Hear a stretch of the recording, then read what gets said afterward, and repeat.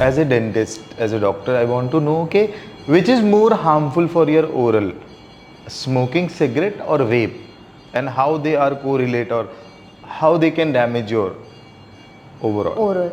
I believe the disadvantage of doing vaping is same like the smoking. Okay. तो कोई कहता है कि मैं स्मोकिंग से दांत खराब ज़्यादा कर रहा हूँ बट वेपिंग से सेफ रहेंगे, ऐसा ये मिसनोमर है. The disadvantage are the same. They say tobacco content कम होता है इन दिस क्या बोलते हैं उसको, वेपिंग. बट आई बिलीव कि at the end it's you are still making your mouth dryness होता है, उससे वैसो कंस्ट्रिक्शन होता है, टोबैको एक्सपोजर हो ही रहा है. तो सेंसिबली नहीं है कोई डिफरेंस. तो ये बस चोचले हैं लोगों के अपने मन को बहलाने के कि भाई देखो मैं सुधर रहा हूँ, मैं वेपिंग कर रहा हूँ. घूम फिर के आप वही कर रहे हो, बस उसको ग्लोरीफाई कर रहे हो. And it will damage your, it will 101%. मतलब उसमें कोई ये नहीं है कि vape is good and tobacco is bad, ऐसा कुछ भी नहीं है. Like I don't date guys who do smoking or alcohol because I've never done it in my life. Okay. So even if he says I just vape, don't worry, I'm not practically smoking, I'm like shut up. Yes, you're in the same place. So if you want to date Dr. Bevika, so you have please to have remember, no habits, no vices. You have to have you must be a sant. संत नहीं, मैं संत नहीं हूँ. मतलब जितना मैं कर रही हूँ जिंदगी में उतना मैं आपसे एक्सपेक्ट कर सकती हूँ. सिंपल. सो मुझे बताइए कि जैसे कॉस्मेटोलॉजी जो है इसके बारे में कुछ बताइए कि ये बड़ा ट्रेंडिंग हो गया है. नॉर्मल डेंटिस्ट अभी लोग पूछते ही नहीं है, अभी तो दे आर इनटू समथिंग. क्या है ये ट्रिप?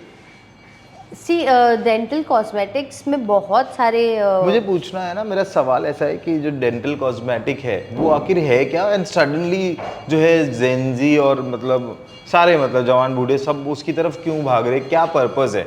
और स्माइल के बारे में उसके बाद में पूछूंगा. श्योर. सो क्या है ना, लोगों को आजकल अपने हेल्थ से ज़्यादा अपने एस्थेटिक्स पे ज़्यादा ध्यान है.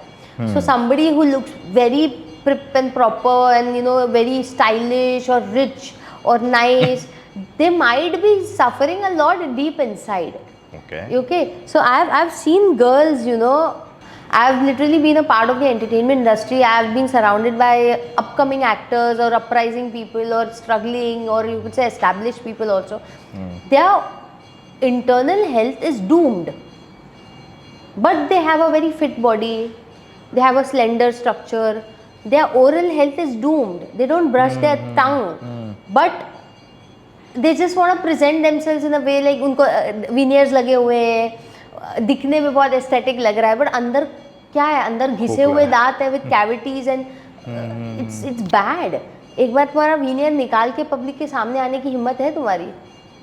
What is it? It's so bad. So people's perception of looking good has taken over to such an extent they don't care about living well, and they are not living well internally. So cosmetics is that hyped up craze of looking pretty. So veneers is one thing that people are going gaga over. They are ready to splurge a lot. Root canal में 2000 दिरहम खर्च करने के लिए रोते हैं, but 15,000 दिरहम खर्च करके veneers करवा लेंगे. I've seen patients, the same patient. मैं बोली रूट कनाल कर, पस जम रहा है, इन्फेक्शन हो रहा है, that is more important and that is your chewing tooth. खाना खाना है ना जिंदगी भर, या सिर्फ अच्छा दिखना है? नहीं, वो बाद में करेंगे, पहले ये कर लेते हैं, इस पे भले ही खर्चा ज्यादा. मतलब पागल है यार. अच्छा, वो अपना डिसीजन खुद लेते हैं. अब क्या कर सकते हैं, उनको जो प्रायोरिटी. अब doctors of course we are here to recommend you, we can't force things on you. So ऐसे उनकी माइंडसेट्स.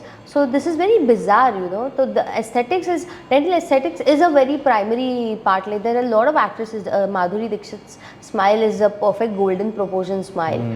Madhuri ma'am का. So that is fabricated? Of course, 101%. So कैसे होता है ये? जब स्माइल के बारे में हम आ गए, तो आपकी जो स्माइल है ये नेचुरल है या ये भी कुछ? I've got nothing on my teeth. Okay. I've got nothing in my body.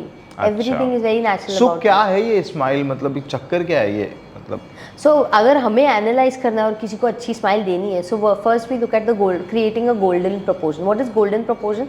कि ये मेरी मिड लाइन है, ये मेरी मिड लाइन है, मिड लाइन के इस तरफ जो है एग्जैक्ट वही यहाँ रेप्लिकेट करना है proportionately.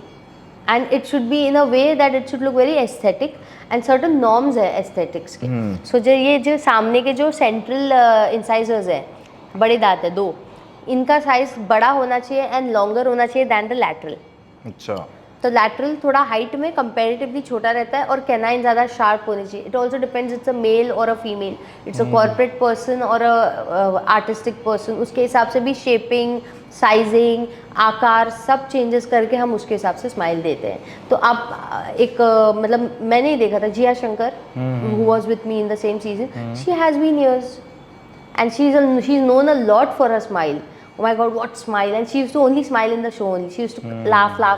People even started saying बेमतलब का हंसती है. तो बेमतलब का नहीं हंसती, वो अपने महंगे दांत दिखा रही है क्योंकि उसने खर्चा किया है. हाँ, उतना दिखाना बनता है. सब दिखाते हैं इवन तो इफ यू सी. तो ये मैं और डिटेल में जानना था, जैसे स्माइल चेंज करना है तो ये गड्ढे वड्डे भी आ जाते हैं, वो डॉक्टर देते हैं? हाँ, those are also a part.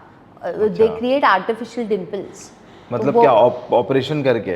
ये जो यहाँ पे अपनी जो जाइगोमैटिक मसल होती है जी, ना, मैसेटर और जाइगोमैटिक, उसमें डिफेक्ट होता है ना, तब जाके गड्ढा आता है. तो it's a defect, it's not a अच्छा, मतलब वो डिफेक्टिव पीस होते हैं.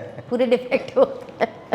तो मसल के अंदर एक गड्ढे जैसा होता है, वो मसल ठीक से बनी नहीं है और वो यहाँ पे कम पड़ गई है, तो वो गड्ढा पड़ जाता है. तो उनको लगता है अरे देखो मैं तो कुछ एक्स्ट्रा ऑर्डिनरी हूँ. प्रैक्टिकली वो डिफेक्ट होता है. Okay. So they create that, they Okay. Pull that muscle inwards और they create a dent in that muscle. उससे ऑटोमेटिकली फिर उनके आर्टिफिशियल डिम्पल्स बनते हैं. So a lot is like cosmetically corrected. There are so many actresses. There is Nora Fatehi, she is all corrected. Shruti Haasan, she is all corrected. Not just the teeth but they've done a lot. So जो औरतें total transformation में चली जाती हैं, they get artificial things done. Veneers is a part of it. बिना veneers के वो उनका ट्रांसफॉर्मेशन इनकम्प्लीट है. सो डेंटल कॉस्मेटिक में क्या क्या आता है जो आप रिपेयर कर सकते हो या चेंज कर सकते हो? Like crowning and veneers is one thing. Whitening crowning means ये? हाँ, alignment. Before all this first scaling. मैं क्या करूँगी, मेरे पास पेशेंट आया, उसने बोला भाई मेरा पूरा कॉस्मेटिक चेंज करो. पहले मैं उसकी स्केलिंग कॉस्मेटिक मतलब इसी को आप बोलते हो ना, इतना ही? डेंटल हाँ, इतना. अच्छा अच्छा. हाँ, ये अलग आ जाएगा. अच्छा. उसमें बोटॉक्स, हाँ, फिलर्स, वो एक अलग है. वो सब आ जाएगा. फेस लिफ्टिंग, थ्रेड लिफ्ट, वो सब आ जाएगा. तो इतना मैं बोल रही हूँ. मेरे पास आ गई पेशेंट, कहती है मेरे पूरे दांतों की काया बदल दो. मैंने सबसे पहले मैं स्केलिंग करवाऊंगी, क्लीन करवाऊंगी दांत, फिर अलाइनमेंट ठीक करवाऊंगी बाय ऑर्थोडोंटिक्स. या तो इनविजिलाइन से या तो वायर वाले से, जो उनको चाहिए वो कन्वेंशनल ऑर्थोडोंटिक्स. तो अलाइनमेंट आ गया सबका. अलाइनमेंट के मुझे लगता है अलाइनमेंट तक ही ठीक है और आर्टिफिशियल मत जाइए. सो अलाइनमेंट ऑन द स्पॉट हो जाता है या इट टेक टाइम के पहले वो? Orthodontics takes 1 to 2 years, or at times it also takes 4 to 5 years, depending on the crookedness or the rotations or any sort of misalignment of the teeth. So orthodontics can take time. आप देखिए braces लगे होते हैं जिसको आपने 1 साल में देखा होता है, 4-5 साल बाद वो वैसे ही रहते हैं ब्रेसेस कुछ लोगों के.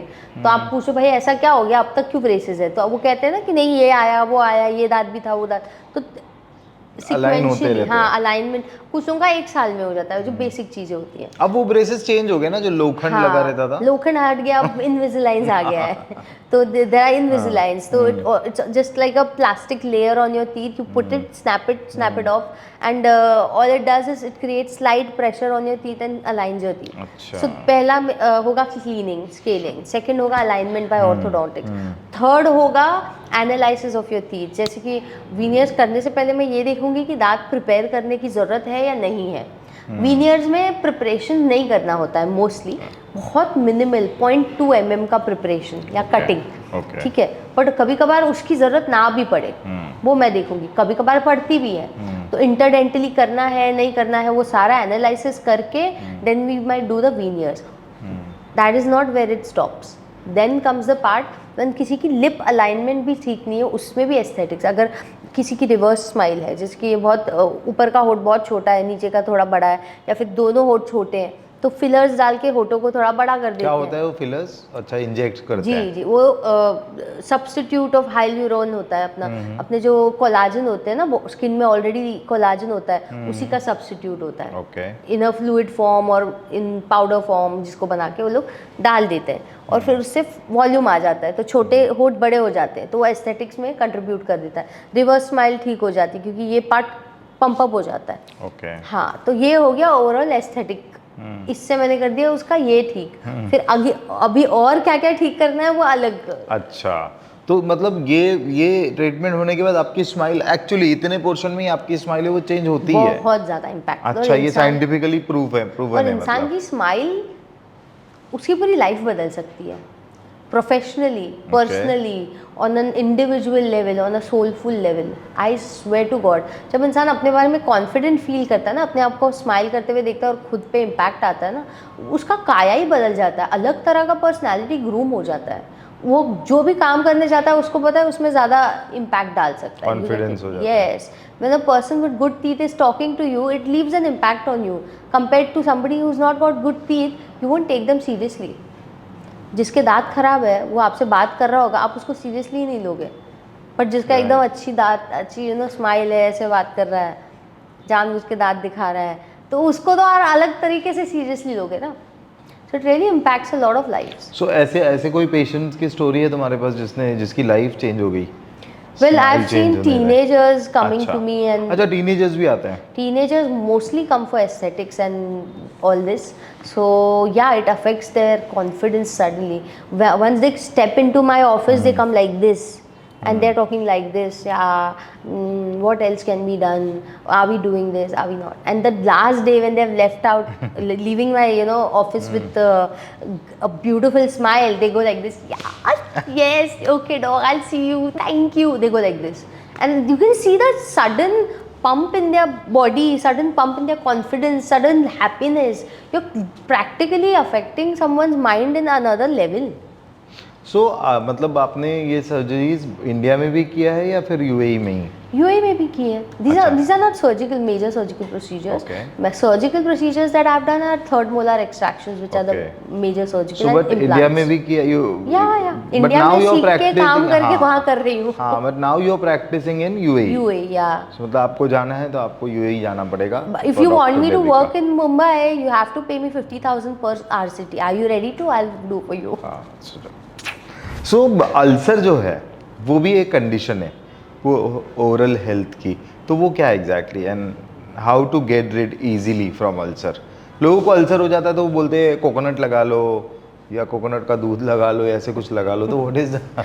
सो बेसिकली अल्सर के भी कई रीजन होते हैं. या तो ट्रॉमेटिक हो सकता है, जैसे कि दांत का कोई शार्प एज बार बार आपके गम्स को, टंग को अफेक्ट कर रहा है, या फिर उसका रीज़न हो सकता है कि आपका गट इन्फेक्टेड है या कॉन्स्टिपेटेड है, या पेट में अल्सर है तो मुंह पे आने लगता है, उसको बेकेट्स अल्सर बोलते हैं. अच्छा. BEHCET, बेकेट्स. तो बहुत सारे ऐसे डिसऑर्डर्स भी होते हैं. और गट हेल्थ अच्छी ना हो तो मुंह के अंदर अल्सर्स भी दिखते हैं. एंड म्यूकोसाइटिस, जैसे कि मैंने आपको बोला, ड्राई माउथ में अल्सर्स के चांसेस ज़्यादा होते हैं, इन्फेक्शन के चांसेस ज़्यादा होते हैं. विटामिन B12 डेफिशिएंसी से अल्सर्स होते हैं. एनीमिया से ulcer, pernicious anaemia is one big cause of ulcer, not just in the mouth but even in the throat. तो स्वॉलोइंग में प्रॉब्लम हो जाती है उनको. कुछ भी खाते तो या दर्द होने लगता है, ब्लीडिंग होने लगती है. That is pernicious anaemia. B12 की डेफिशिएंसी होती है. तो दीज आर सर्टन रीजंस कि अल्सर्स क्यों होते हैं. और बहुत ही ज़्यादा स्पाइसी फूड खा लिया, उससे बर्न हो गया, केमिकल बर्न अल्सर है वो एक तरह का. फिजिकल एस्पेक्ट्स हो सकते हैं. या फिर कैंसर में अल्सर से शुरुआत होती है. लीजन हमेशा अल्सर दिखाता है कैंसर का. और अल्सर्स के डिफरेंट पार्ट्स होते हैं. इवर्टेड एजेस, राउंड एजेस, वो आप देखेंगे ना, if you Google types of ulcers तो उसमें आपको पूरा डायग्राम आएगा. तो अलग अलग तरह के अल्सर्स होते हैं अलग सिचुएशन में. इन्फेक्टेड अल्सर कैसा होता है, कैंसरस अल्सर कैसा होता है, तो ये होते हैं. तो इसमें सबसे पहली चीज़ तो ये होती है कि ओरल हाइजीन पे आप ध्यान रखिए, उसको और इन्फेक्ट मत होने दीजिए, क्योंकि आपकी ऊपर की परत हट चुकी है, आपकी नीचे का सब म्यूकोजा एक्सपोज हो चुका है, तो वहाँ इन्फेक्शन जल्दी हो सकता है. तो उसको साफ रखिए. तो पुट एन ऑइंटमेंट और अ जेल, ओरल जेल, जिसमें लिग्नोकेन हो, जिसमें मेट्रोनिडाजोल हो. Metronidazole broad spectrum anti fungal ingredient है, मेडिसिन है. और उसमें अपना क्लैरिथ्रोमाइसिन या जो भी मेडिसिन तो दे रहे हैं ओरली, तो antibacterial plus soothing plus glycerine plus lignocaine. Lignocaine इसलिए क्योंकि mouth ulcers are painful. They're very, because they are not, deep ulcers are not painful, but superficial ulcers are the most painful. आपके हाथ पे जब भी superficial cut आएगा ना, वो आपको बहुत दर्द देगा. लेकिन अगर गहरा चोट होगा ना, जो बोन तक जा रहा है, उसमें दर्द ही नहीं होगा आपको, क्योंकि वो नस ही टूट के निकल गई है. बट जहाँ नसें एक्सपोज हो गई है और सुपरफिशियल है, वो पेनफुल बहुत होता है. तो उस जेल में एंटीबैक्टीरियल, एंटी फंगल और एंटी इन्फ्लेमेटरी के साथ साथ आपको ये होना चाहिए, व्हाट डू वी से, लिग्नोकेन. तो उससे थोड़ा सूदिंग एनेस्थेटिक होना चाहिए. तो सूदिंग इफेक्ट आके देन हील बहुत जल्दी होता है. ओरल म्यूकोजा का turnover rate is like 25 to 50 times more than skin. Okay. Skin पे कोई घाव हो जाए उसको हील होने में कम से कम 2 से 3 हफ्ते लगेंगे, लेकिन आपके मुंह के अंदर जो अल्सर है वो आपको दूसरे दिन से हील होते हुए सलाइवा मैंने सुना है कि जैसे इवन डॉग्स भी अपने सलाइवा में बैक्टीरिया भी एंटीबैक्टीरियल क्वालिटीज होती है ना, सलाइवा में इम्यूनोग्लोबुलिन होता है तो आईजी होता है, तो उससे भी वो ऑटोमेटिकली हीलिंग शुरू कर देता है। सो मुझे बताइए जैसे अल्सर जो है वो किस पॉइंट पे पता चलता है कि इट बिकम कैंसेरियस नाउ, क्योंकि नॉर्मली लोग सोचते हैं कि अरे यार अल्सर ही है चला जाएगा या कुछ नहीं करेंगे तो भी चला जाता है because of your saliva as you said, तो लेकिन किस पॉइंट पे ऐसा पता चलता है कि यार दिस इज नाउ खतरनाक and you have to visit your dentist? When it's infected, when it's inflamed, inflammatory signs दिखने लगते हैं, और when it is compromising the function of your mouth also, तो एंड सबसे ज़्यादा बेसिक अल्सर भी है और वो persistent है, acute है या chronic है, persistent जा ही नहीं रहा है, कितने दिन तक अगर नहीं जाएगा then you should go to doctor? Like if it's still there for more than a week, अच्छा, तो I would say get a biopsy done। अच्छा, तुरंत बायोप्सी कर लो, तो वो बहुत ज़रूरी है। तो उसके ऊपर की अपनी एक लेयर निकाल के, पस की भी लेयर निकाल के, ऊपर का एक साइटोलॉजी बायोप्सी बोलते हैं उसको, खाली एक सेल्स मिल गए ना उसके और चेक कर लिया माइक्रोस्कोपिकली, पता चल जाता है। तो CA-125 का टेस्ट होता है ना? जी जी। हाँ। और बहुत basically that look for that gene, cancer causing gene, there are many cancer causing genes which they look for microscopically, so biopsy really helps. तो मतलब अगर एक हफ्ते से ज़्यादा आपको अल्सर है then it is not a normal persistent ulcer which is not healing at all, which is getting infected, which is bleeding, which is causing major pain and inflammation, which is causing lymph nodes। और क्या उसके ulcer की वजह से आपका saliva produce होना भी बंद होता है, ड्राइनेस और ऐसी सब चीज़ें भी होती है? अल्सर की वजह से उल्टा सलाइवा ज़्यादा आता है। अच्छा, आता है ज़्यादा, और सलाइवा हाइपरसैलिवेशन होता है। सलाइवा जब बंद हो जाए तो या खत्म हो जाए तो वो क्या कंडीशन होती है? म्यूकोसाइटिस। अच्छा, सलाइवा बंद हो गया तो आपका mouth is dead, it's a dead space.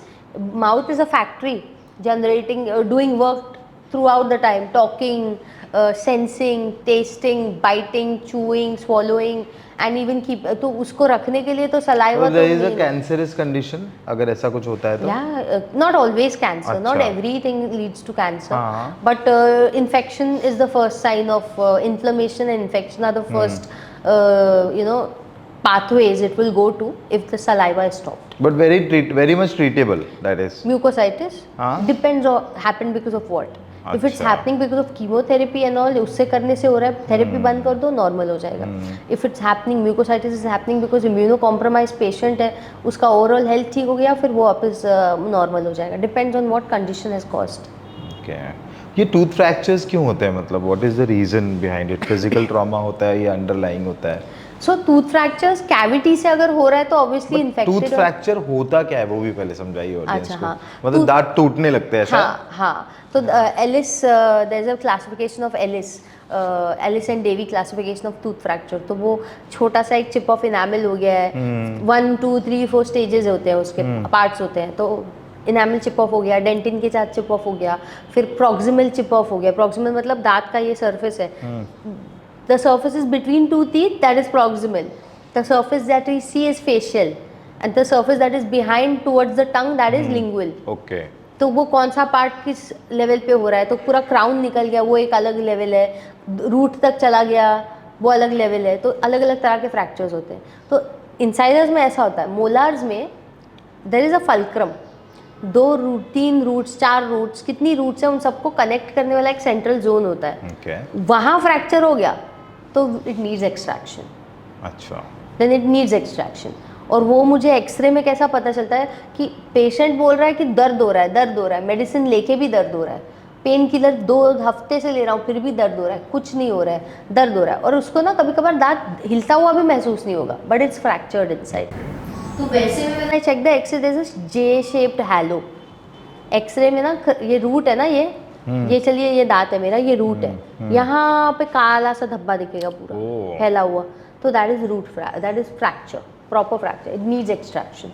So it can happen due to trauma, very hard bite beyond the occlusal forces. It can happen due to cavity also, अगर cavity से दांत खोखला हो गया और बहुत ब्रिटल हो गया है और वीक हो गया है। It can also happen due to periodontal issues also. आसपास का जो बोन है या गम है वो इन्फेक्ट हो गया या वो वीक पड़ गया, तो दांत मोबाइल है, तो मोबाइल दांत पे एक्सेसिव फोर्स लगाओगे तो वो तो टूटेगा वैसे। तो देयर आर मल्टीपल रीजंस। तो ऑक्लूजल ट्रॉमा वाले फ्रैक्चर्स भी मैंने देखे हैं, बहुत क्या होता है वो? ऑक्लूज जैसे जोर से कोई चीज चबा ली, जैसे पेन, पेंसिल या फिर सुपारी, उससे भी टूटते हुए मैंने देखा है। तो वो दांत फिर आप एक्सट्रैक्ट करके दूसरा दांत लगाना बिठाना ही पड़ता है। पड़ेगा। एक बार वो फलक्रम टूटा ना, 2 रूट्स के बीच का पोर्शन टूट गया, जिसकी वजह से दांत इंटैक्ट है, फिर वो गया काम से। सबसे यंगेस्ट किस एज का आपने दांत जो है वो मतलब नया दांत लगाया है? एकदम यंगेस्ट एज कोई बता सकते हो? बच्चों में मैं क्राउन्स अवॉइड करती हूँ। अच्छा। तो क्योंकि वो क्योंकि लोग बच्चों के दांत, दूध के दांत तो हो गए, हाँ, उसके बाद एक बार ही आपको permanent दांत आते आएंगे, हैं, उसके हाँ, बाद दांत नहीं आते, नहीं आते, राइट? After- नेचुरली नहीं आएंगे ना, नहीं। दांत पैदा होने के बाद 2 बार ही आएंगे, 2 ही आएंगे, एक दूध के हाँ, और उसके हम बाद मगरमच्छ नहीं है ना, पूरी हाँ। जिंदगी आते तो अगर जैसे अगर दूध के दांत कितने टाइम के बाद चले जाते हैं? 5-6 दूध के साल? दांत 6 साल की उम्र में सारे निकलने लग जाते हैं, और निकलते निकलते 12 साल की उम्र तक निकल जाते हैं। अच्छा, 12 साल तक होते हैं? हाँ, तो कैनाइन्स आते हैं ना हमारे, और मोलार्स आते हैं, तो कैनाइन, मोलार और प्री मोलार्स वो लास्ट स्टेजेस में आते हैं, तो वो अच्छा। 12 से 13 साल की उम्र तक आते हैं। और थर्ड मोलार जो हमारी, वो तो 31-30, कुछ लोगों को 40 की उम्र में भी थर्ड मोलार आते हैं, ओह, कुछ लोगों को 15 की उम्र में सारे आ जाते हैं। So it just depends on the what is person. Hindi of third molar? अक्कल दाढ़ wisdom tooth. Wisdom tooth. Yeah. But होता है उससे कुछ? वो विजडम टूथ का क्या है? वो विजडम से Nothing. बट It's only- यहाँ है इसीलिए उसको विजडम बोलते हैं। बोलते हैं, so many misnomers, so many myths, but it's just called wisdom tooth because it, कहते हैं कि जिस एज में आता है ना, जब अक्ल आती है तब अक्ल दाढ़ आ गया है, तो वो एक को रिलेशन होता है। बाकी उसका मतलब जब अक्ल दाढ़ आएगी 40 में तो आपको तभी अक्ल आई है, वैसा you man. Can tease that person like that. आप उनकी टांग खिंचाई कर सकते हो। सो बेसिकली उसका आंखों से कोई कोरिलेशन नहीं है, आंखों की नर्व ही अलग है, ऑप्टिक नर्व अलग है अपनी, और वाइटल नर्व अलग है, तो उसका उससे कोई कोरिलेशन नहीं है। उल्टा आजकल तो प्रॉब्लम दे रही है अक्ल दाढ़।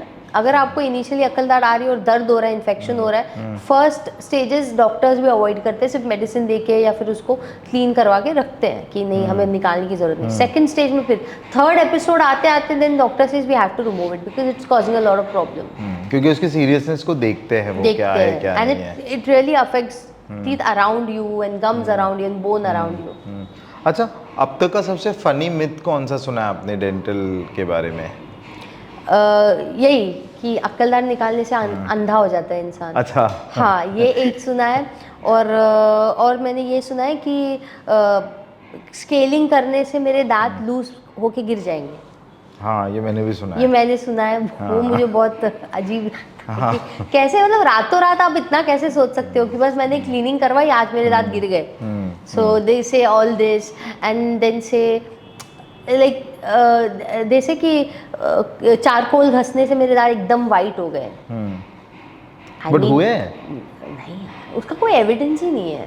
There is no evidence. But charcoal घसना is hygienic? I don't know. As a doctor what you से?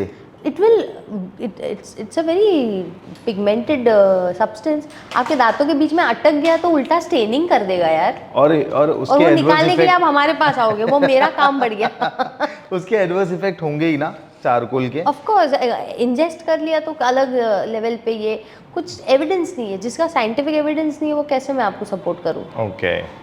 और कोई फनी मिथ्स या फनी एक्सपीरियंस क्लिनिक में? It's very difficult to treat old patients. Very difficult. Treating children is more better than treating very old patients. They are very exacting in उनका एक तो mindset वो 60s वाला, जब वो पैदा हुए थे वो वाला रहता है, तब की डेंटिस्ट्री उनके दिमाग में अभी भी चल रही है। अच्छा। तो उनको ट्रीट करना बहुत मुश्किल है and they don't accept everything very easily. For example? तो जैसे कि उनको कोई दांत दे दिया ना, तो there was an old uncle, he was in the 70s, I give him whole new denture, whole new smile. He was not ready to accept it. Oldies don't accept, उनका माइंड इतना रिजिड हो जाता है। तो he kept on coming to my clinic like gazillion times and complaining about it. तो मतलब मुझे eight the and जितना बनाया था वो निकालना पड़ा। इतना जिद्दी आदमी, इतना जिद्दी। मतलब वो एक फिक्स नहीं किया हुआ था, वो फिक्स निकाल किया हुआ के? था, अच्छा। सब निकालना पड़ा है।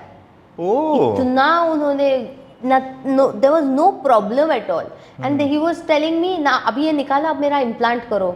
I'm like, I'll do uncle, but आपका बोन ही ठीक नहीं है, नहीं करो मतलब करो. They'll force you to do something which is not viable, which is not possible.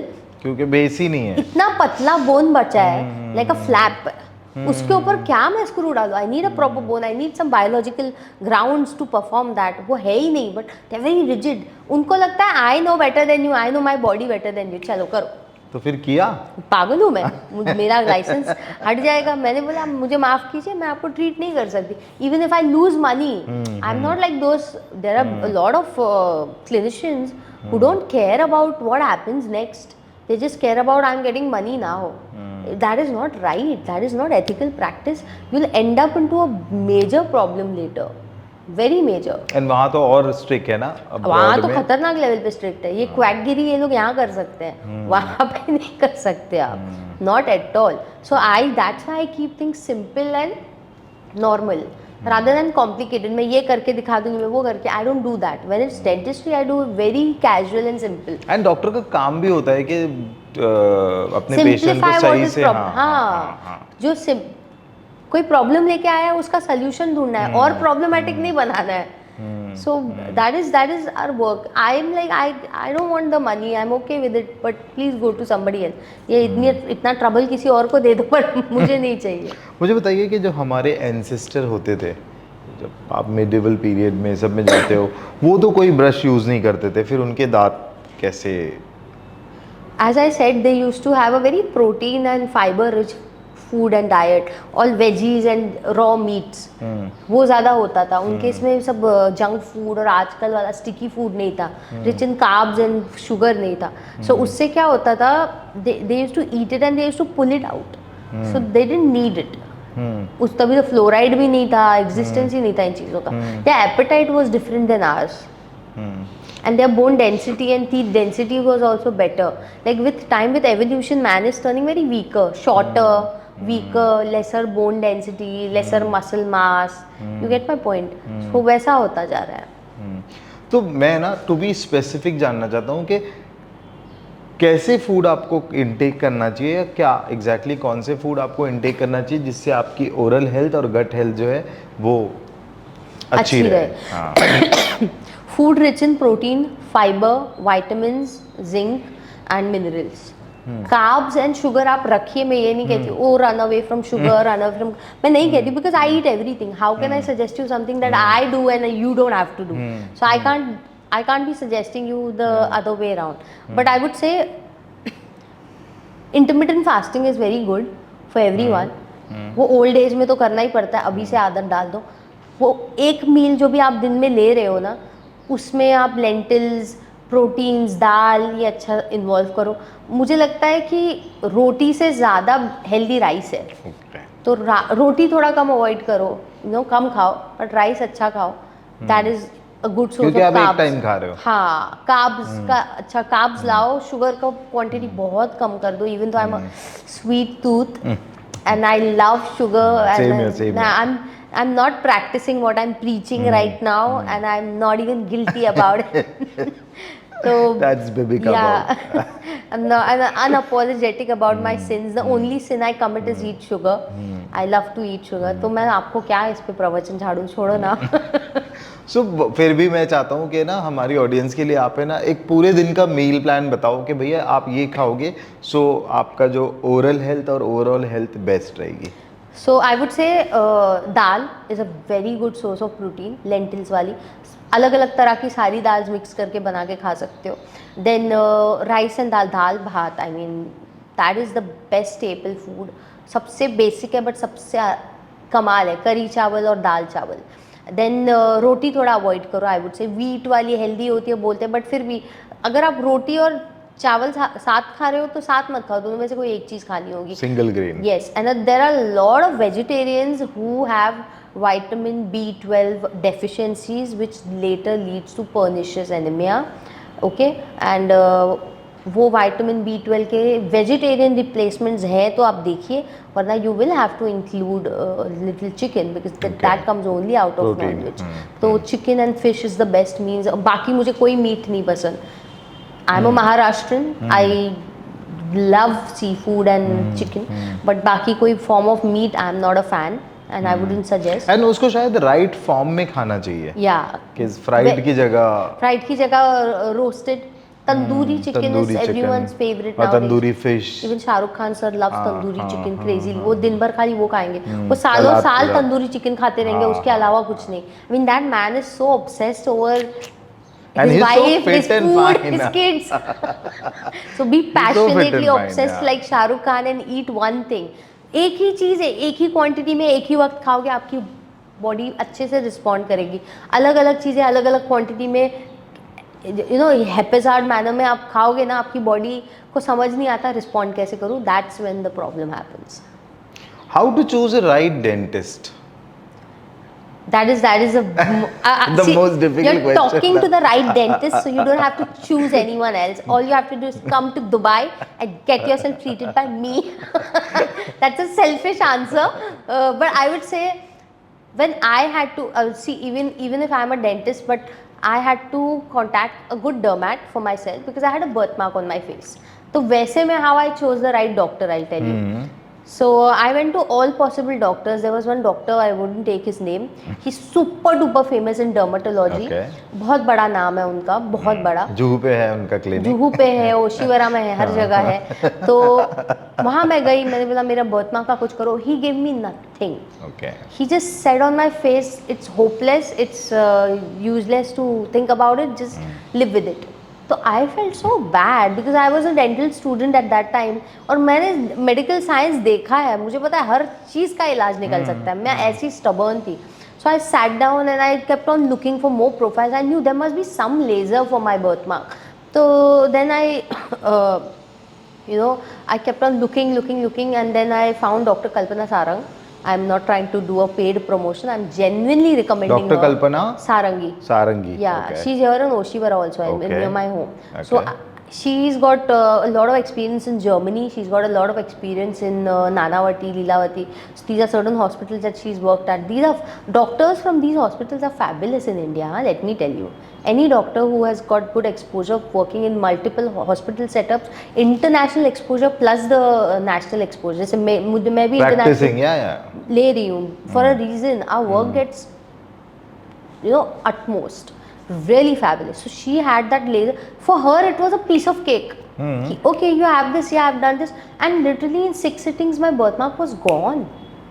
And until I don't expose myself to the sun, I don't get it. और वो सन एक्सपोजर से तो नॉर्मली भी इंसान टैन हो जाएगा, तो birthmark क्यों नहीं वापस आएगा? तो वो तो फिर मेरी फॉल्ट हो जाएगी. But she was fabulous. So नाम बड़े होते हैं, कुछ लोगों के दर्शन भी खोटे हो सकते हैं. तो आई वुडंट टेल यू कि choose a dentist who is popular, who is famous, who comes on number 1 in Google. Choose somebody who is giving good reviews with word of mouth. जैसे this is a word of mouth that I talk about. I spoke It's your about personal experience. Personal so मतलब experience. Page 3 doctor होना बहुत जरूरी नहीं है, वो उसके experience जो है या Yeah. उसका आउटपुट बड़े इंपॉर्टेंट है. Absolutely. क्या एक डेंटिस्ट जो 30-35 इयर्स ऑफ प्रैक्टिसिंग होगा वो अच्छा डेंटिस्ट हो सकता है या जरूरी 30-35 years of continuous practice, of हाँ. course हो सकते हैं. But अच्छा. there are some doctors who have been practicing for ages, but still their work is not on par. So that is one drawback that I have seen. Somebody who really loves their work and is very passionate about it. Somebody who have had happy patients and let the patient talk for the doctor. Word of mouth is the best way of being so successful. the reviews और वही एक only option है. Even in our entertainment industry, word of mouth. जो लोग आपसे खुश हो गए हैं ना, और बोलेंगे ही. जैसे और आप अच्छे हो तो लोग कहीं ना कहीं आपका बखान करेंगे. आप देखिए Salman sir the so much charity, एक हाथ से देते दूसरे हाथ को पता नहीं चलता, बट जिनके लिए उन्होंने किया वो आके बताते भाई ये इंसान भगवान समान है, इसने मेरी इतनी मदद की है. So that is word of mouth ना. Word of mouth is what you should rely on for work. अब तुम सलमान पे कूद पड़ी हो तो मैं कुणाल कामरा पे कूद पड़ूंगा. मुझे बताओ कुणाल कामरा ने जो कॉमेडी अभी किया स्टेट गवर्नमेंट पे, नहीं देखा? नहीं. हाँ तो ठीक है. तो मैं चलो बैक टू डॉक्टर. अब मुझे बताइए कि how frequently one should visit dentist? How frequently one should, once the child is 6 months, take them to the dentist right away. अच्छा. Yes. Secondly, as an adult, You should at least get a checkup every 6 months or every 1 year. मतलब साल में 2 बार तो आप धंधा दो। Come on, yaar. मतलब ये Honestly, I don't basic have to है। tell you that you हाँ। should come to me. You will come to me. You guys mess हाँ। up your teeth like anything, and I'm very disappointed how modern day educated people are also messing up their teeth. I mean, come on. She's directly pointing to me। No, no. You मैं never तो came to I'm in me. disaster। I have to You now। never came to me. सो मुझे बताइए कि जैसे मतलब साल में 2 बार तो आपको विजिट कराना चाहिए अपना डेंटल चेकअप Yes, करने के लिए। definitely. It's very Cleaning भी. important। Even somebody who says I've got good teeth, मुझे तो प्लाक ही नहीं, कैलकुलस नहीं, मुझे क्या जरूरत है, उसको भी कम से कम जाके एक चेकअप करा ही लेना चाहिए। कुछ मतलब भी ये हो सकता प्लाक है, और ये सारी चीजें ये क्लीन करानी ही चाहिए, क्योंकि वो रहते देन इट विल बढ़ बी। जाता है। हाँ, ओल्डर एजेस में तो इतना सीवियर, पर्सनल लाइफ खराब। How are you even getting intimate with your partner with a bad breath और बैड टीथ? तो मुझे एक बात बताइए कि जैसे लोगों में जो मिथ है वो ये जब आप टीथ क्लीनिंग के लिए जाते हो या फिर वो इतने सस्ते में कैसे करते हैं? वो 300 रुपये में आपका वो दांत वात जो क्लीनिंग कर रहे हैं, जैसे जैसे मैं अभी देख रहा था सबका डेंटिस्ट हाँ। जैसे, तो वो इतने सस्ते में कैसे करता है? मतलब वो क्या झोल होता है कुछ? They just those are promotions, practically good promotions. I'll tell you one more thing. अभी हम dental की बात कर रहे हैं. I was thinking of launching my own perfume line or Okay. makeup line. Okay. But I would keep the price of my perfume or makeup very minimal, 500 से भी नीचे. Okay. And people like, have you lost it? Put it high, put it ultra luxury, put it expensive. Like no, because I'm following the model of Katrina Kaif. When she launched her beauty products, the price of her products literally started off 400, 250, 300 rupees, and then she attracted the masses. Now her beauty brand is like 800, 500 crore worth. Wahi Deepika Padukone started her brand, and she launched her serums, moisturizers for 9,000, 15,000 rupees. She did not attract the masses. Of course. And now her business has flunked. It's a failure. So I am not saying कि जितना महंगा दोगे वो हमेशा successful होगा, सस्ता दोगे तो ही सक्सेसफुल होगा. It's also about the quality, it's also about the public relation that you build up, it's also about how reliable your product is. Everything you are giving something very good quality in a very less price. तो आप जैसे बोल रहे कि इन्होंने scaling वेलिंग इतना सस्ते में क्यों दे रहे हैं? Scaling is the right word, yes, actually. It's for public relation. अच्छा, वो स्कैम नहीं है? नहीं, it's for public relation, it's for attracting the masses, it's for creating a good word of mouth. इतना सस्ते में कैसे दे रहा है यार? जा ना वहाँ पे. Somebody who is listening to you, अरे यार मुझे वो 800 में स्केलिंग दे रहा है, 300 में कहाँ मिल रही है? This is a promotional. और वो जो करते हैं वो डॉक्टर्स ही होते हैं, रियल डॉक्टर्स ही होते हैं. आई हैव वर्कड फॉर सबका. हाँ. या but I left in few months. Okay. But I work, मुझे corporate culture with health care नहीं पसंद है. मुझे लिए ऐसा health care should be purely health care. But there is no scam in that. मतलब वो करके देंगे. मुझे लगा 300 रुपये में पता नहीं क्या करेंगे, कुछ गलत ना डाल दे मुंह में. नहीं, nobody, we doctors don't want to play with our own उसके बाद license. और शक आने का रीजन ये था कि उसके साथ है ना एक कूपन फ्री दिया था, तो वो 300 रुपया ऑलरेडी वो बोल रहे कि वील चार्ज 300 रुपया, उसमें आपको जो है पहला फ्री कूपन 500 रुपये का देंगे. हाँ. तो फिर ऐसा लगता है कि यार ये क्या झूल है. नहीं. फिर लगता है कि ये जिंदा They वापस. want you to come back. They want you to buy. Even they एक पे एक फ्री भी देते हैं. हाँ.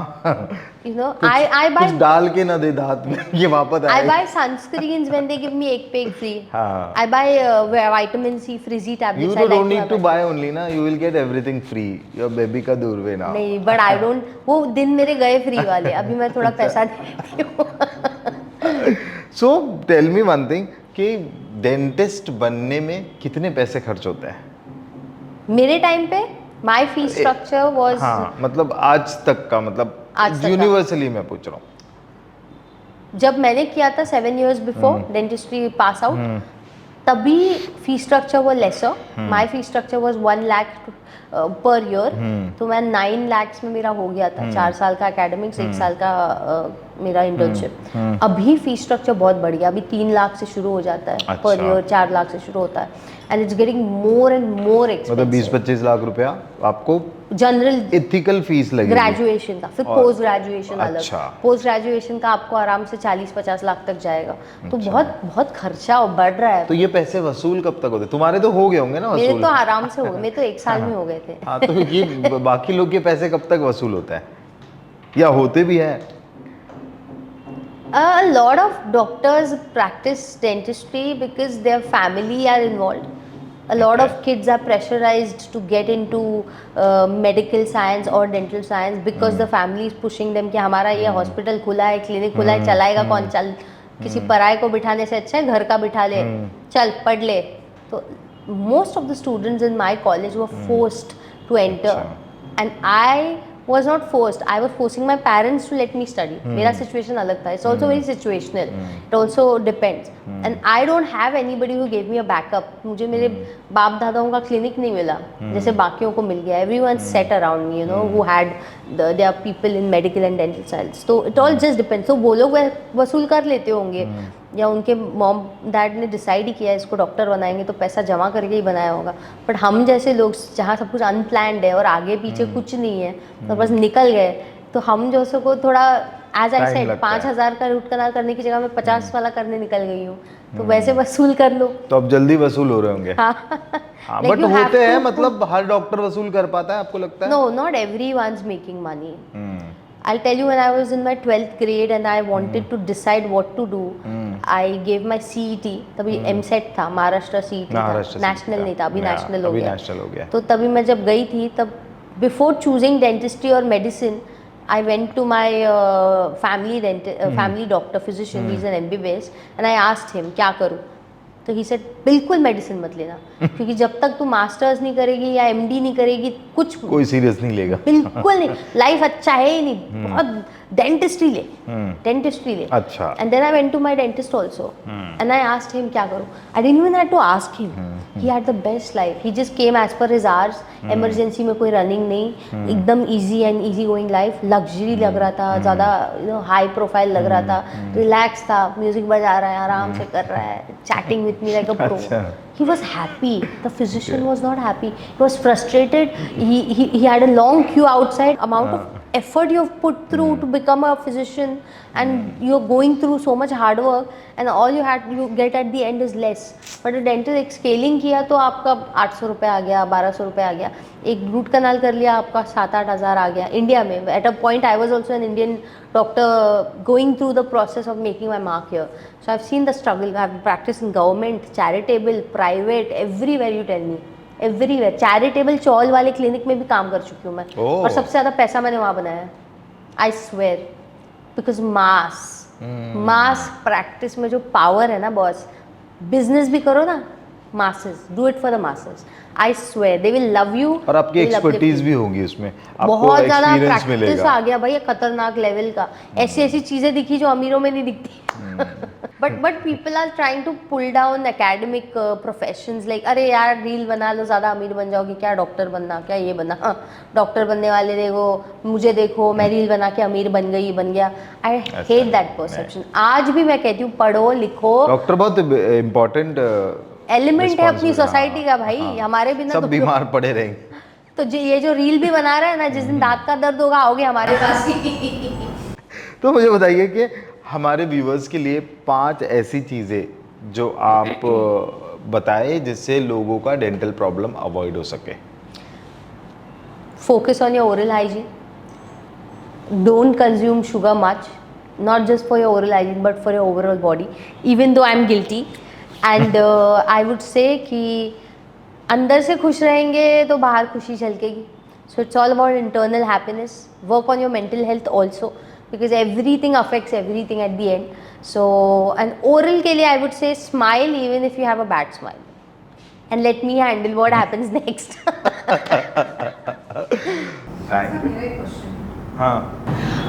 डॉक्टर हमें बोलते हैं कि भाई हम रात को जो ग्राइंड करते हैं, क्यों करते हैं? Night grinding. हाँ, नाइट ग्राइंडिंग. और फिर उसके लिए हमें सारे घूमे की वो ग्राइंड करनी है. हाँ, वो बफेलो की आत्मा आती होगी. क्या थी? बफेलो की आत्मा गऊ करती है. हाँ, करती. नहीं, वो क्या होता है ना, हाँ. इसके अलावा एक और चीज़ है जिनके अंदर ना ज़्यादा एंजाइटी और स्ट्रेस होता है ना, तो रात को ना हमारे मसल्स बहुत ट्विच करते हैं. आप देखिए जिनके अंदर बहुत स्ट्रेस और एंजाइटी ऐसे होते हैं, Twitch in the middle of the sleep before getting into deep sleep. तो वही मसल एक्टिविटी हमारे जॉ में भी होती है. It's because of the stress and anxiety it start grinding. So you need to relieve your anxiety and stress first to get a peaceful sleep and उसकी वजह से वो मसल का भी थोड़ा ये होगा। बट वो डेंटल प्रॉब्लम नहीं है ना? मेजर डेंटल प्रॉब्लम है। फिट कुछ आना, लोगों के दांत ऐसे फिट नहीं, खाली रात को ग्राइंड करते हैं और सुबह उठेंगे ना सेंसिटिव दांत और घिसे हुए, कुछ सालों में ऐसा घिसेंगे दांत खतरनाक लेवल का, सीधा पल्प तक। या बट यू हैव टू हाँ, बट आई डोंट फील कि आई क्रिंज। हाँ, you are not aware, it's some subconscious। But आजू-बाजू वाले भी नहीं बोलते कि मैं पर मैं डॉक्टर से कि आई डू, तो मुझे पता नहीं कि मैं कर, पर मेरे डॉक्टर मेरे दांतों को देख के मुझे बोलते हैं कि आई डू। या उन्होंने मुझे दिया हुआ है कि नाइट गार्ड लगाना चाहिए, लगाना ही पड़ेगा। और डोंट फॉर लाइफ टाइम। हाँ, क्योंकि वो मेजर डिस्ट्रक्शन हो जाएगा ना, इतना कर लेते हैं लोग, पल्प तक चला क्या जाता है। एग्जैक्टली क्या वर्ड है वो, मतलब चलो अच्छा, नाइट ग्राइंडिंग। नाइट ग्राइंडिंग तो वो रिस्की है, बहुत रिस्की है। क्या होगा उससे? आधी रात को नींद में लोग अक्सर अपने दांत ऐसे चबाते रहते हैं। हाँ, तो चबाते घिसते हैं। हाँ, खाली ऐसे रखा जाए तो भी ठीक है। But that is a feet condition ना, जिसको फीट आती है वो वजह। नहीं, फीट में तो खाली पकड़ के रखता है, घिसते नहीं। इसमें तो घिसने लगते हैं, ग्राइंड करते हैं, फिर उससे पूरे दांत घिस के उसका पल्प एक्सपोज भी हो सकता है, इतना डेट्रीमेंटल हो जाता है। तो नाइट गार्ड इसके लिए लगाना पड़ता है and you have to put it throughout your sleep every day. और नाइट गार्ड क्या होता है? वो नाइट गार्ड एक प्लास्टिक कोटिंग जैसा ही होता है, जैसे इनविजिलाइन कैसे होता है वैसा। तो वो जब दांत घिस भी रहे तो प्रोटेक्टिव लेयर की तरह रहता है, तो दांत आगे डिस्ट्रक्ट नहीं होते। बट इसका रीजन क्या है? It's usually because of a lot of anxiety and stress and it's habit. तो हमारी नींद में जब वो स्ट्रेस और एंजाइटी से हम गुजरते हैं तो मसल ट्विचिंग होती है, मसल मूवमेंट्स होते हैं, जर्क्स होते हैं, तो वो ही चीज़ हमारे यहाँ के मसल में, इट्स प्रैक्टिकली हैबिट। तो वो हैबिट ब्रेकिंग चीज़ है नाइट गार्ड। तो ये नहीं है कि पूरी ज़िंदगी ही अटकना पड़ेगा, अगर आप रेगुलरली लगाएंगे कुछ सालों में वो आदत चली जाएगी, फिर नाइट गार्ड भी चले जाएंगे। अच्छा, और एंटी एंजाइटी पिल्स और ये सब लेना पड़ता है फिर? बिल्कुल। ओके, मतलब अगर आपको ये प्रॉब्लम है नाइट ग्राइंडिंग की, तो you must visit your doctor और your dentist and get it later on it turns very bad.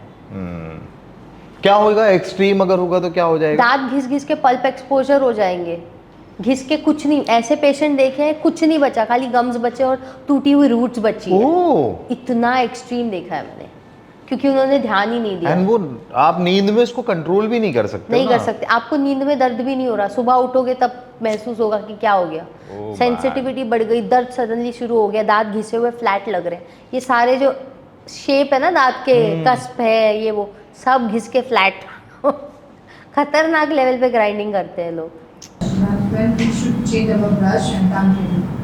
हाँ, I would say every 6 to 8 months you should change your brush, and especially when the bristles are started wearing off. Bristles का एक shape होता है और alignment होता है, वो थोड़ा भी टिल्ट होने लग गया, एक भी ब्रिस्टल टिल्ट होने लग गया, please change your brush, it's time now. लेकिन मजा आता है, पता है, वो एकदम सॉफ्ट हो जाता है ऐसे करने के लिए। तो जैसे ही नया लाओ ना तो फिर यहाँ लग जाएगा, यहाँ लग जाएगा।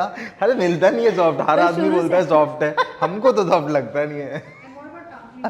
टंग क्लीनर तो basic, those are scrapers which are metallic, और they can be plastic tongue cleaners, और even the best tongue cleaners could be brush के पीछे जो ब्रिस्टल वाले होते हैं ना, एक प्लास्टिक के डॉटेड ब्रिस्टल्स होते हैं, वो बेस्ट रहता है। यार आज तक मैं सब गलत ही कर रहा था। मैं तो वो ब्रश जिससे करता हूँ, हाँ, वही सीधा है ना, वो यूज करता था, वो भी अच्छा था, वो भी अच्छा है हाँ, ना। चलो, और मेटल वाले मत करो, उससे इंजरी बहुत होती है। नहीं, मैं ब्रश के जो ब्रिस्टल होते हैं उससे ही मेरे डैड मेटल वाला करते हैं, हाँ वो बहुत और वो इतना बॉयज, और वो उनको देख के मुझे डर लगता है कि कहीं कुछ छिल ना जाए। अल्ट्रा क्लीन होता है, पता है, मेटल अल्ट्रा क्लीन तो होता है, बट छिल जाएगा उसका डर, और खून भी निकल रहा है, फिर भी happily they feel they're doing a great job. I'm like, अरे बाबा, Pandit ji knows best, you can't underestimate him.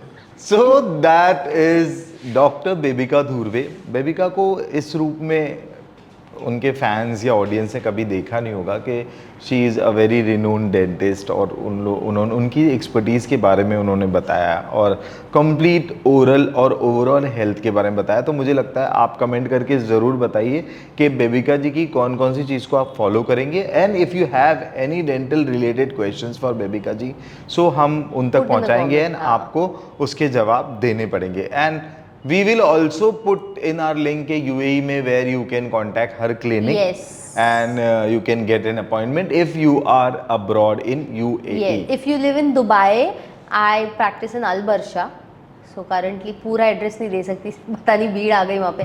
तो I practice in Al Barsha currently and it's just DM me. I'll look after you. Don't worry. Yeah, you can DM her.